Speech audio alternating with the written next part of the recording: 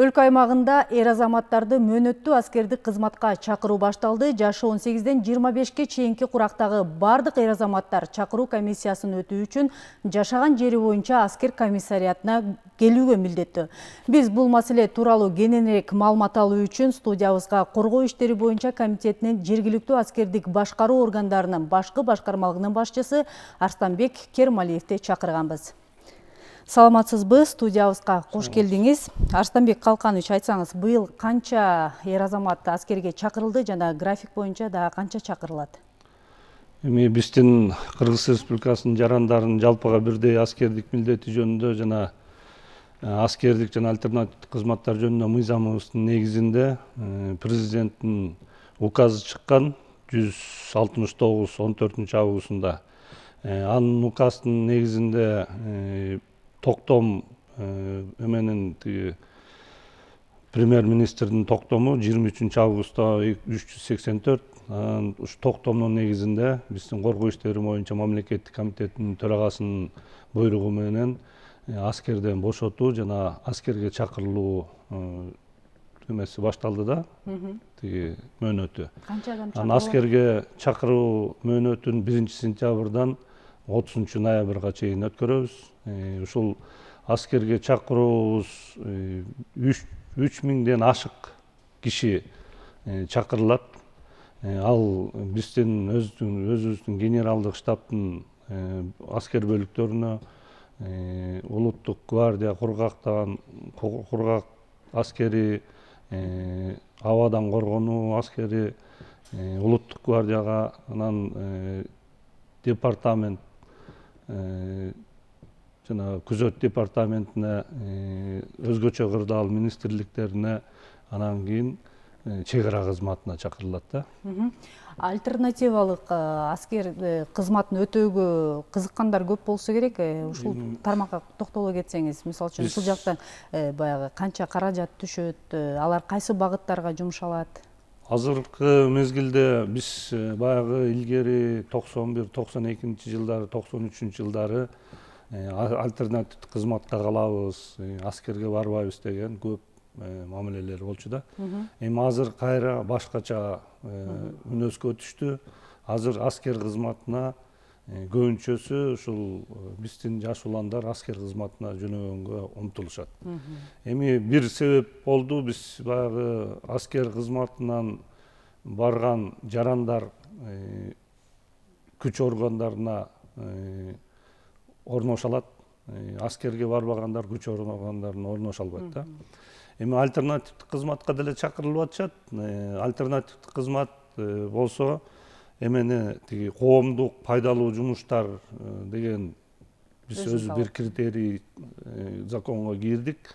Мурун болсо ден соолугуна байланыштуу альтернативдик кызматка деп чакырчубуз. Анын баарын жоюп, ден соолугунун байланыштуу дегенди, анан жанагы соттолгондугуна байланыштуу деген альтернативдик кызматты жоюп, азыр коомдук пайдалуу ишке, анан үй бүлөлүк шартына, анан жанагы религиозный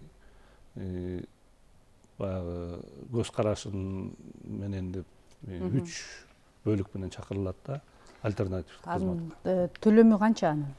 Эми альтернативдик кызмат үй бүлөлүк шартына байланыштуу деп чакырылгандар 18 000 сом төлөшөт. Берки коомдук пайдалуу жумушка дегендер, анан религиозниктер 25 000 сом төлөт. Бул төлөмдү биздин мамлекеттин эсебине төлөшөт. Анан дагы бир ушул жана коомдук пайдалуу жумуш дегени 108 саат ошол айыл өкмөттөрдөн жанагы ТСЖлардан 108 саат иштеп, коомдук пайдалуу жумушту иштеп бериш керек. Анан ошолор справка берет, 108 саатты иштеп бүтүрдү деп. Анан ошол эми 108 саат иштегени алар өзүлөрүнүн окуусунан, жанагындай основной жумушунан тышкары иштесе болот да. Алар келип айыл өкмөт эмне көчө тазаламай, тиги кары картаңдарга жардам бермей же больницага жардам бермей деген ушундай жумуштарды берет да. Ошол коомдук пайдалуу жумушту. Айтсаңыз, азыр ушу армияга чакырылган жигиттердин физикалык абалы кандай болуп жатат? Мурун буга чейин айтылды эле да, ушу армияга чакырылган жигиттердин салмагы нормага жетпей жатат деп. Азыр абал кандай? Эми мурунтан биз мына мурун приписка деп койчубуз. Приписканы өткөргөн 15-16 жашта, 16 жашта биринчи алгачкы эмеге каттоого алабыз да. Ошо алгачкы каттоого алганда медициналык кароодон өтөт. Медициналык кароодон өткөндө жанагы ден соолугуна байланыштуулардын баарын акты берип колдоруна, больницага барып текшерилди деп берчүбүз да. Мурун көбүнчө ата энелер көңүл бурчу эмес. Эми азыр ошол биринчи алгачкы каттоого койгондон кийин эле биз эмени актыларды берип атабыз. Ата энелери ошол эмени балдарын алып барып комиссиядан өткөрүп, эмне оорусу бар экен, физикалык данныйлар эмнеге деп ошолорду карап калышты да. Андан кийинки биз мына быйыл өзгөчө бир эме кийирип атабыз, жаңылык. Аскерге жөнөп аткан балдарды физкультурадан, дене тарбиядан даярдыктарын көрөбүз. Экзамен алабыз да. 3 километрге, 100 метрге анан турникке тартылуулар. Өтпөй калса? Өтпөй калса кайра даярданып кел деп артка жөнөтүп атабыз. Андан кийин анан моралдык жактан дагы текшерүүлөрдү ачып атабыз. Азыр ар бир аскер бөлүгүндө психологдор бар. Ошо психологдору өзлөрү келип, моралдык жактан да текшерип, ошол менен анан алып кетишет да. Улуттук гвардиянын курамына өтүү үчүн кандай талаптар коюлган? Эми улуттук гвардиянын катарына өтүш үчүн булар бир ден соолугу боюнча эч кынтыгы жок болуш керек. Анан 180-175тен өйдө да. Бала бою 175тен өйдө болуш керек. Үй бүлөсү, өзлөрү соттолбогон, булардан баягы өзүбүздүн жанагы ГКНБдан эме алат, допуск алышат да.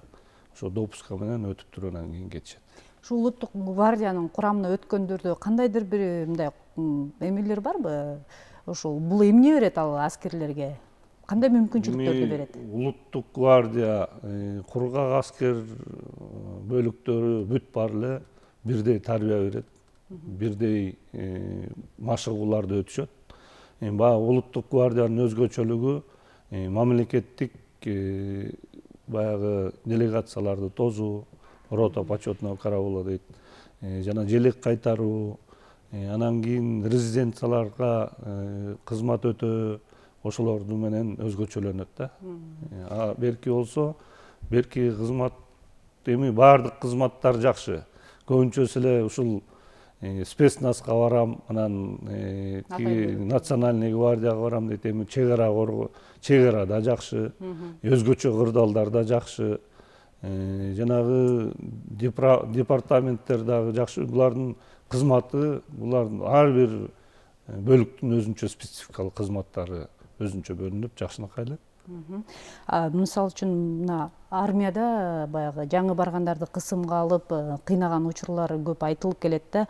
Ушул маселелерди жөнгө салуу багытында кандай иш-аракеттер жүрүп жатат? Эми бул мына 2 жылдан бери биз бул кызымга алуу дегендердин баарын жоюп, биз 120 бала кетирсек, 120 баланын ордуна кайра жаңы толуктоолор менен ошо жаш уландарды алабыз да, аскергечи. Аякта дед, старик, молодой деген жок. Бүт баары молодой болуп, кайра ошол 1 жыл кызмат өтөп, 1 жылдан дед болушуп анан кайра өзлөрүнүн үйлөрүнө кетишет. Бул жерде баягы эми өзлөрүнүн эле бири-бири менен келишпестиги менен кичине детсадтарда деле чырылдашып атпайбы, ошондой эле чырылдашып кеткендер болбосо, андай дедовщина деген жоголгон. Рахмат кызыктуу маегиңиз үчүн. Урматтуу телекөрүүчүлөр, биз бүгүн 18ге жашы толгон эр азаматтарды мөөнөттүү аскердик кызматка чакыруу багытында өлкө аймагында жүрүп жаткан иштер тууралуу кеп кылдык. Сиздер менен мен Мээрим Сырдыбаева болдум. Биз менен бирге болуңуздар.